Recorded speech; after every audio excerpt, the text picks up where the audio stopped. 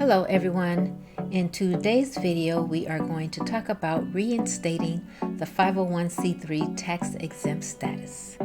Be sure to watch part 2 of this series for detailed information on what to do if your corporation has been suspended at the state level. Thank you for joining us today. This is Zena with the Nonprofit Support Agency. What to do if your tax-exempt status has been revoked. Revocation occurs when the IRS removes the 501c3 tax-exempt status from a nonprofit organization. As a result, donations are no longer tax-deductible and the organization is responsible for paying corporate income tax. Millions of tax-exempt entities have had their 501c3 statuses revoked based on the failure to file their IRS Form 990 for 3 consecutive years. What does this mean for your organization? First, your nonprofit is no longer considered charitable. Your nonprofit will now be taxed and treated as a for-profit entity. Donations will no longer be tax-deductible to your donors. You may risk incurring financial penalties and fees to get reinstated.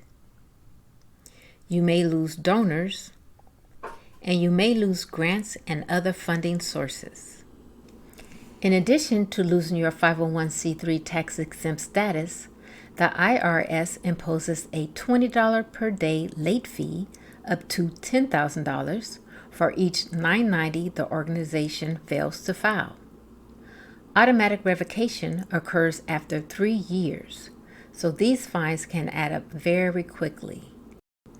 Combine them with any fees the state may impose and the IRS filing fee to apply for reinstatement, and it results in being quite costly.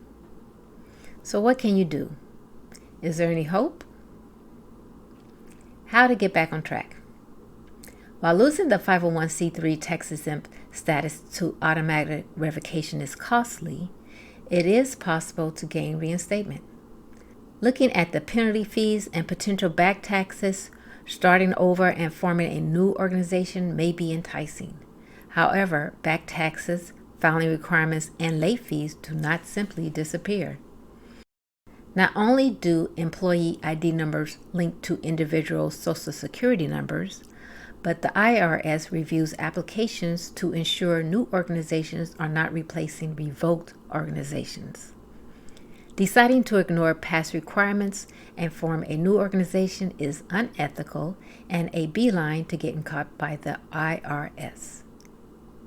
If the IRS revokes your organization's 501c3 tax-exempt status, the only option is reinstatement. How do you reinstate your 501c3 tax-exempt status? For your organization to be reinstated as a tax-exempt organization, it must reapply for the 501c3 status with a new Form 1023 by paying the filing fee and backfiling all missing tax returns since the tax-exempt status was revoked. So there are 4 ways to reinstate a revoked organization's 501c3 tax-exempt status. Number 1. Streamlined retroactive reinstatement. For this option, the revocation may be no longer than 15 months old. To qualify, an organization must be eligible to file the 990N or 990EZ tax returns for the 3 missing years and have less than $200,000 annually in revenue. This option returns tax-exempt status to the original date. Number 2, retroactive reinstatement within 15 months of revocation. This option is similar to the streamlined retroactive reinstatement. The critical requirement for retroactive reinstatement is annual revenue greater than $200,000. This option returns tax-exempt status to the original date. Number 3, retroactive reinstatement over 15 months past revocation. It is suggested to file for reinstatement before the 15th month passes. This option is available to all organizations regardless of income level. All organizations must file either the complete Form 1023 for charitable organizations or Form 1024 or 1024A for advocacy-based organizations. This option returns tax-exempt status to the original date. Number 4, postmark date reinstatement. This option is also available to all organizations. However, the key to this option is when reinstatement becomes effective, whereas the retroactive options, postmark date reinstatement issues reinstatement to the date the application is sent to the IRS and not the original date. Once your application is submitted and filed, the IRS determines if your organization has fulfilled all compliance requirements to once again meet the tax-exempt status, and they will issue a new 501c3 determination letter. At that time, your donors and others may rely upon the new IRS determination as of its stated effectiveness. Finally, how do you prevent a revocation? The easiest way to prevent revocation of a 501c3 tax-exempt status is by filing your annual 990 tax return.